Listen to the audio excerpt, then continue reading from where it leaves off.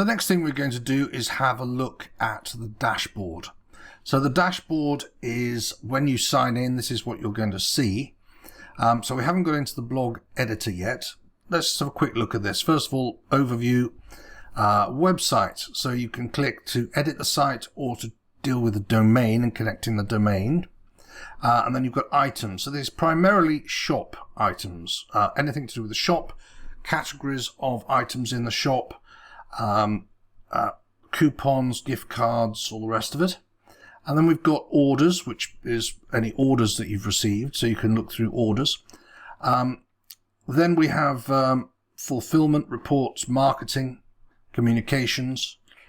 You can upgrade your plan whenever you want to, go to support, or look at the setup guide. So those are all pretty self-explanatory. And then new build is the name that we've given our website. So as you can see, design your website is there. Items to sell, that's adding items to sell. Setting up domain. Connect to payment gateway, that's like Stripe. Setting up shipping rates. And then publishing your website. So it gives you a list of things that you work through until your site is actually published.